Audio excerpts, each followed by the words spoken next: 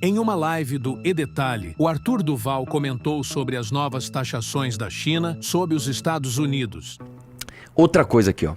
Isso aqui também é política. Cara, provavelmente eu vou ter que gravar um vídeo sobre isso, né? China retalia Trump e anuncia tarifas de 10% e 15% em importações de produtos dos Estados Unidos. Nova taxação anunciada nesta terça-feira entrará em vigor a partir de 10 de fevereiro. Estados Unidos impõe tarifa de 10% sobre todas as importações chinesas. Desce aí, vamos ver. Desce mais, vamos lá. A China impôs nesta terça-feira novas tarifas sobre importações dos Estados Unidos em uma resposta às taxações norte-americanas determinadas pelo Donald Trump sobre produtos chineses na última sexta-feira, em meio a uma guerra comercial entre as duas maiores economias do mundo, informou a agência de notícias Reuters. Deixa eu te falar uma coisa antes de você dar sua opinião, se você é a favor ou contra isso. Você concorda que para você entrar num duelo de armas, então vamos lá, tem um monte de pistoleiro lá, um vai matar o outro, você tem que ter uma pistola no coldre? Se você entrar sem uma pistola no coldre, os caras falam, mano, o que você tá fazendo aqui? Só quer tomar tiro? Por que eu tô dizendo isso? Pra você brincar de taxar o amiguinho, você concorda que você tem que ter, autossuficiência nos produtos que você vai taxar? E 2, você tem que ter uma economia baseada em produtos de alta complexidade que interessam tanto a sua economia quanto a economia mundial. Você concorda com isso? Então, os Estados Unidos estão nessa posição? Sim, eles estão. Eles estão na fronteira do conhecimento de diversas áreas. Diversas áreas. Tá? E a China? E a China, pra mim, é o mais surpreendente, porque é o seguinte, cara. A China, há 50 anos atrás, ela era assim... Ela não era nada, cara. Ela só tinha muita gente lá, muita pobreza e uma civilização muito antiga, tal. Mas ela não era praticamente nada em termos de fronteira de conhecimento, em termos de produção industrial. Ela não era quase nada, cara. Há 50 anos atrás a China praticamente não existia no mercado mundial, né, de trabalho. Hoje a China dá show, cara. Hoje a China ela pode peitar dos Estados Unidos. Não acho que a China esteja perto de tomar o posto da maior superpotência do mundo. Não acho, tá? Quando você vê os números, quando você pega, por exemplo, principalmente assim... Você acha que isso não é importante, mas é. Quando você pega o hard power, que se chama, né? Quando você pega ali armamento, ninguém chega perto dos Estados Unidos. Ninguém chega perto, cara. Em termos de tecnologia, em termos de número de armas, em número de tanques, em número de aviões, navios de guerra, caças, porta-aviões. Cara, os números militares dos Estados Unidos são avassaladores. E não só em termos de quantidade, mas também em termos de tecnologia. O que os caras têm em termos de dominação, hard mesmo, né? De você assim, cara, se precisar brigar, não dá pra brigar com os caras. Entendeu? Não dá pra bater de frente com os caras. É absurdo. Assim, é como se o Brasil fosse pentacampeão, enquanto a seleção mais próxima fosse uma só e fosse só tri. Então você precisaria de mais 4 anos para ele ganhar a tetra, depois mais 4 anos para ele ganhar a penta, se o Brasil não ganhar mais nada, se nenhuma outra ganhar nenhuma. Então assim, é uma coisa distante. Os Estados Unidos, eles são os pentacampeões do armamento. Não tem pra ninguém, mano. Não tem pra ninguém. Então... Antes de você pensar, os caras vão bater de frente, vão fechar, sei lá, pontos estratégicos de rotas econômicas, esquece, cara. Os Estados Unidos está na frente muito mais. Agora, a China tem feito seu trabalho de uma forma autoritária, de uma forma moralmente questionável, né? A gente já falou da China bastante aqui. Eu li o livro do Elias Jabbour, inclusive, né? Ele não conta tudo da China, mas ele conta algumas coisas, né, que você sabe que são imorais. Por exemplo, a proibição de um camponês sair de lá para ir para a cidade. Os caras falam assim, nós vamos fazer um parque industrial. O parque industrial precisa de comida. Para ter comida, nós precisamos fazer com que a produção da área agrícola chinesa supra isso. Então você não pode fazer com que o cara mude de lá para ir para a cidade. Não, você não vai mudar. Não, mas eu quero mudar. Você não vai mudar, você vai ficar aqui. E eles começaram a perceber que as fazendas chinesas não estavam produzindo o suficiente. Por quê? Porque a produção era toda comprada pelo Estado. Aí eles mudaram. Você vê que até ali o capitalismo faz toda a diferença. Eles chegaram para esses produtores e falaram o seguinte, ó, você vai produzir uma cota para o Estado. O que você produzir além disso, você vai vender para o mercado. O que passou a acontecer? Imediatamente, cara, a produção dos caras, tipo, triplicou, quadruplicou, né? Então eles pegam um terreno, o terreno é do governo. Chamam uma família, família, você tem o direito de uso e de exploração desse terreno por 15 anos, tá bom? Tá bom. Nesses 15 anos, você tem uma cota mensal para me cumprir, uma cota anual para me cumprir de tanto. O que você produzir acima, você vende no mercado. Cara, e deu certo. A China tá produzindo comida pra caralho, os caras, beleza. Bom, vamos construir o nosso parque industrial. Eles construíram o parque industrial e lá, diferente do que acontece num país com livre mercado, você não tem risco. Porque o governo manda e acabou. Nós vamos construir carro híbrido e carro elétrico e vambora. E é todo mundo e pá, e direciona e vai. E aí o que eles fizeram? O que a China fez, que foi uma jogada que os Estados Unidos percebeu antes de ter uma completa catástrofe? Eu já expliquei isso aqui numa live, que foi a live que ficou caindo. Para a China, a eletrificação da frota, ela é muito importante, ela faz muito sentido, por diversos motivos. Eles dominam tecnologia de produção de baterias, eles precisam ser autossuficientes em petróleo, hoje eles não são, e parte do petróleo que eles compram passa por uma rota onde militarmente os Estados Unidos domina. Então se os Estados Unidos um dia falam assim, nós vamos fechar essa porta e acabou, os caras vão se ferrar. Então eles falam assim, cara, vamos eletrificar a frota. Bom, pra gente eletrificar a frota, a gente tem que vender muito. Vender para o mercado interno chinês já é uma boa, só que a gente precisa fazer com que isso fique mais barato. Você sabe, quanto mais você produz, mais barato é o produto para você produzir. Se eu vou produzir 10 canecas, é um preço. Se eu vou produzir 1000 canecas, é outro. Se eu vou produzir 1 milhão de canecas, o preço é outro. Então os caras tiveram uma sacada genial. Nós estamos aqui produzindo carros elétricos e carros híbridos. A nossa produção já vale a pena aqui, a indústria nossa está indo bem. Só que é o seguinte, eu quero exportar, eu quero produzir para o mundo inteiro. Só que não faz sentido para outros países terem a frota eletrificada. Por exemplo, vamos dar um exemplo. Vamos supor que você está na Alemanha. A Alemanha, ela não tem tanto sentido em eletrificar sua frota, porque a maior parte da energia elétrica produzida na Alemanha vem de termoelétrica. Ou seja, em termos de CO2, é mais caro você andar com um carro elétrico, em termos de emissão de CO2, do que você andar com um carro a gasolina, por exemplo. Né? Então o que a gente vai fazer? Olha o que a China fez. Olha isso. A China, o governo chinês, vai subsidiar, olha isso, o carro chinês para outros lugares do mundo. Então, mano, vamos enfiar uma BYD, sei lá, nos Estados Unidos. Olha, tô dando um exemplo. O BYD custa $50 mil. O carro concorrente do BYD custa, sei lá, custa $53 mil. O americano vai preferir o de 53. Por quê? Porque ele não conhece a BYD, porque ele não está acostumado com frota eletrificada, porque ele gosta do carro que faz barulho. Irmão, mete um subsídio estatal, faz o BYD de 50 cair para 37. Aí o americano fala, peraí, entre pagar 53 nesse ou 37 no BYD, vamos comprar a BYD. Aí os caras compraram a BYD pra caralho. Compraram um monte de carro elétrico. China produziu muito, China cresceu. O que aconteceu nos Estados Unidos? O livre mercado não acompanhou, né? Então as estações de carregamento não acompanharam. O americano tem optado cada vez menos pelo carro elétrico e a China falou, vamos ter um problema, os caras estão parando de comprar. O que a gente faz? Vamos subsidiar mais? Aí o Trump falou, não, peraí. Vocês não estão entendendo o que está acontecendo aqui? Esses caras estão subsidiando os carros deles porque para eles faz sentido, né? Eles eletrificarem a frota deles e a frota mundial. Corta isso daí, entendeu? E aí investe na Tesla, faz lá a tecnologia deles, não importa, mas não vamos deixar isso acontecer. No bolo todo veio essa taxação de outras coisas, tá bom? Vamos lá. A China, e aí a China respondeu. A China impôs a terceira nova tarifa de importação dos Estados Unidos em uma resposta à taxação americana determinada pelo presidente Trump sobre produtos chineses na última sexta-feira em meio a uma guerra comercial entre as duas maiores economias do mundo, informou a Reuters. Tarifas adicionais de 10% em todas as importações chinesas para os Estados Unidos entraram em vigor nesta terça-feira e Trump afirmou que a China não estava fazendo o suficiente para interromper o fluxo de drogas ilícitas para os Estados Unidos. Assim, ele inventou um motivo e pôs lá e daí já era.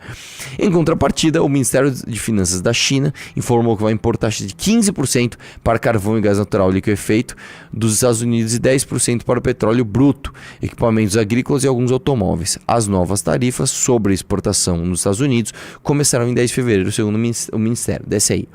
Segundo a agência, a China também informou que iniciaria uma investigação antitrust contra a Alphabet Inc., dona do Google, enquanto incluía tanto a PwC Corp Holding, de marcas como a Calvin Klein, quanto a empresa de biotecnologia americana Illumina em sua lista de entidades não confiáveis. Na segunda-feira, Trump suspendeu sua ameaça de tarifas de 25% sobre o México e Canadá no último minuto, concordando com uma pausa de 30 dias em troca de concessões sobre o controle de fronteiras e aplicação de leis contra o crime com os dois países vizinhos. Porém, não houve o mesmo alívio para a China. Um porta-voz da Casa Branca disse que Trump não conversaria com o presidente chinês Xi Jinping no começo dessa semana. Deixa eu explicar uma coisa pra você, como que cada país vai reagir. Eu vou fazer uma previsão aqui. Como é que cada país vai se comportar? Vamos lá. Se você mora nos Estados Unidos e você compra um produto chinês, sei lá, eu compro essa caneca aqui da China. Se eu compro é porque vale a pena. Você concorda que um chinês produzir lá na Casa do Chapéu, trazer para os Estados Unidos e ela valer a pena, é porque o cara está fazendo de forma muito eficiente e está chegando aqui a um preço que me compensa. Bom, agora vai ter uma taxa para proteger o meu país. Eu não vou mais ter acesso a essa caneca, tá, ao preço que eu tinha antes. O que vai acontecer com o mercado americano? Automaticamente, as indústrias americanas vão entender um aumento de demanda de caneca e eles vão, porque lá você tem acesso ao crédito muito fácil, lá as leis trabalhistas são basicamente contratos de trabalho, lá a tributação é na renda e não na cadeia produtiva, você facilmente começa a suprir essa demanda. Pode ser que não ajeite exatamente o que você tinha antes, mas chega muito perto. Então o cara pode falar assim, vamos meter taxa e foda-se. Ah, mas se ficar caro a gente produz aqui. Se ficar caro a gente produz aqui. Legal, isso é um jeito de ver as coisas. Como que a China vai fazer? A China vai pelo caminho contrário. A China chega e faz o seguinte, a gente compra essa caneca dos Estados Unidos, é isso? Tá, nós vamos taxar a caneca deles, então você não vai mais ter acesso. Só que você precisa comprar caneca. Então o governo vai mandar construir um monte de empresa, pôr um monte de cara para trabalhar lá e para construir caneca, eles vão suprir a necessidade deles. Onde o Brasil fica nesse tudo? O Brasil não fica nenhum nem outro. A gente nem tem um governo autoritário com um ministério na China, esse ministério chama SASAC, tá? Com um ministério ultra regulador, que basicamente faz um planejamento, todo mundo obedece, você vai pra lá e todo mundo vai, acabou e já era pum, e aí você supre a demanda. E nem a gente tem o tal do livre mercado, que é acesso a crédito, acesso a contratações com contrato de trabalho, né, sem CLT engessada, e uma tributação justa na renda, mas sim, a gente tributa a cadeia produtiva, então o imposto ele é em cadeia, então a gente não consegue suprir, cara. Então quando o Haddad fala assim, vou proteger o Brasil, hein? Vamos taxar brusinha da Shein. O que começa a acontecer? Você vê um aumento no emprego? Porque as blusinhas vão ser produzidas aqui no Brasil. Você vê um aumento na venda, né, na compra de tecidos e não sei o que lá. Você vê as pessoas... antes eu comprava um produto chinês que custava, sei lá, R$50. Agora eu compro um brasileiro que custa 54. Quase 10% de aumento. É grande, mas tudo bem. De 50 para 54 dá para absorver. Não, cara. Você comprava um negócio de 50 conto, agora você vai comprar um de 90 e se tiver. Entendeu? Esse é o problema do Brasil. Eu já dei esse exemplo 1 milhão de vezes. Eu vou dar um exemplo do que acontece aqui no Brasil. Eu sou piloto de motocross. Motos de motocross, não tô falando mal de trilha, moto de motocross, o Brasil não faz. O Brasil não faz. Quem faz? As marcas líderes são as marcas japonesas, Honda, Kawasaki e Yamaha, e tem ali marca sueca, marca europeia, marca italiana, etc. Tem lá, agora a Ducati entrou no mercado, tem a Husqvarna, tem a KTM e tal. Não tem, no Brasil não tem. Então você vai comprar uma moto, que ela deveria custar 50 mil reais zero, você paga 100 pau. Aí o que a Kawasaki fez? A Kawasaki entendeu a legislação do Brasil e falou, vou encarar esse mercado de trabalho. O que a Kawasaki faz? A Kawasaki fabrica a maior parte das peças dela fora do Brasil, porque a lei, se não me engano, é por peso, tá? X% da moto tem que ser produzida aqui, se X% do peso da moto é produzido aqui, a moto é nacionalizada. E a Kawasaki, basicamente, monta a moto aqui no Brasil. Algumas partes ela fabrica aqui, outras ela importa e monta a moto no Brasil. Se não me engano, monta na Zona Franca de Manaus, né? E aí tem todo o custo de logística, parará. Então a moto que deveria custar 50, se você importar ela pura, que é o que acontece, você paga 100, que é hoje uma Honda Zero, isso aí, uma CRF 450R, que é a que eu gosto, ela custa 100 pau, não dá pra comprar. Bom, então eu vou comprar a Kawasaki, ela vai custar quanto? 50, 60? Não, ela custa 80, né? Então, ela é significativamente mais barata do que a totalmente importada, mas ela é absurdamente mais cara do que ela deveria custar. E a gente ainda acha que a gente tá bem. Ah, não, beleza, vamos comprar a Kawasaki que tá mais barato. Você entendeu como é que funciona o Brasil, cara? Então não dá pra gente ficar brincando de fazer, de entrar nesse game. Não, se me taxar, a gente taxa de volta. Você vai taxar de volta, você vai se ferrar, cara. O teu país não está arrumado. Você tem que arrumar a estrutura do teu país. Eu já falei isso várias vezes. Você tem que reformar a Previdência. Ah, mas o que tem a ver com Previdência? Maior parte do gasto público é com Previdência. Você tem que reformar a Previdência. Você tem que reformar as leis tributárias do seu país. Você tem que fazer uma reforma política para dar o exemplo. Cortar o privilégio que tem quem tá no topo. E você precisa fazer uma reforma tributária, mano. Senão você não consegue produzir, você não vai bater de frente com ninguém. Você não vai ter industrialização do Brasil, você não vai ter classe média no Nordeste, você não vai se livrar do voto do Centrão. Porque no fim das contas é o seguinte, cara. Por que um cara do Centrão fica se perpetuando no poder? Cara, eu com todo respeito, quando deu 2018 e foi Lula e Bolsonaro pro segundo turno, eu tinha acabado de me eleger deputado estadual. Eu tinha 6 meses de férias, tá? Eu me elegi no dia 7 ou 8 de outubro, não lembro. Eu só ia assumir no dia 15 de março de 2019. Eu tinha 6 meses pra eu ficar na praia, mano. Coçando o saco, fazendo qualquer coisa que não fosse trabalhar. O que a gente fez? Vamos fazer a jornada patriótica. Vamos de ônibus, aliás, de van, rodar o interior do Pernambuco e o interior da Bahia, que são os 2 estados mais petistas, virando voto contra o PT. Eu fui nessas cidades, cara. Eu fui pra Garanhuns, velho. Garanhuns é uma cidade do interior do Pernambuco que é a cidade do Lula. Você chega em Garanhuns, cara, a galera, assim, ela é uma galera tão necessitada, mas tão necessitada, que o cara oferece um picolé e ele ganha o voto daquela pessoa, bicho. Como é que você faz pra acabar com isso? Você transforma aquela pessoa numa classe média. Ela ser classe média significa que ela vai trabalhar não para comer. Ela vai trabalhar para comer e conquistar mais coisas. Para conquistar lazer, conquistar bens, conquistar mais coisas. Ela ser classe média significa que ela vai ter o acesso a uma instrução um pouco melhor. Pode ser que ela não vá para o nível superior, mas ela vai pôr um filho dela para ter acesso ao nível superior. Ela vai se especializar em alguma coisa, ela vai qualificar tanto a sua mão de obra quanto a sua cabeça. Você transformar essa pessoa em classe média, você vai fazer com que esta região seja autossuficiente, não dependa de repasses de outros estados por vias políticas para alguém ficar falando que está trazendo dinheiro para essa pessoa. Como é que você vai transformar essa região numa região de classe média se você não tem leis, você não tem estrutura que suporte industrialização e prestação de serviço? Me explica como. Não tem como, cara. Então você só vai conseguir fazer isso quando alguém chegar lá e falar assim, nós vamos aplicar as 5 reformas necessárias. Né? Isso é que é o livro amarelo. Enquanto isso, a gente vai assistir o Trump e a China. A gente pode dar opiniões muito inteligentes aqui. Olha, eu acho que essa taxa é antiliberal, viu? Porque eu li num livro do Mises. Irmão, olha onde os caras estão, velho. A real é que os Estados Unidos e a China estão dando de lavada na gente, jogando 2 estilos de jogos completamente diferentes. Um no tal do livre mercado, o outro no tal do livre comunismo. E os 2 estão ganhando a gente, cara. É como se a gente fosse jogar futebol e falar assim, nós vamos ter um time que vai mais atacar, um time que vai mais defender. A gente joga com o time que mais ataca, a gente perde. A gente joga com o time que mais defende, a gente perde. A gente não tem estratégia nenhuma, cara. Entendeu? Então, é isso. Eu olho essas notícias, cara, eu só consigo ficar triste, tá? Porque a gente tá muito longe de ter esse debate. Você acha que o Brasil consegue ter... o próximo presidente de 2026, ele tem que pensar em taxar produtos da China ou dos Estados Unidos em retaliação? Cara, a gente nem tem condição de fazer isso. A gente tem que fazer um monte de lição de casa antes, velho. Né, cara? Enfim, velho.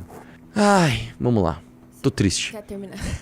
Durante o primeiro mandato, você quer conversar com a China, isso aí fica falando dos caras ali. Enfim, cara. Posso te falar? Com tarifa ou sem tarifa, o americano vai estar comprando coisa boa pra caramba e barato pra caramba. E o chinês, velho, vai continuar progredindo, ficando gigante e cada vez mais economicamente mais forte. E nós vamos se fuder cada vez mais. É isso, tá bom? Gostou dessa análise? Assista a live do iDetalhe no canal do MBL Live TV ao meio-dia. Para mais cortes como esse, se inscreva no Pela Missão.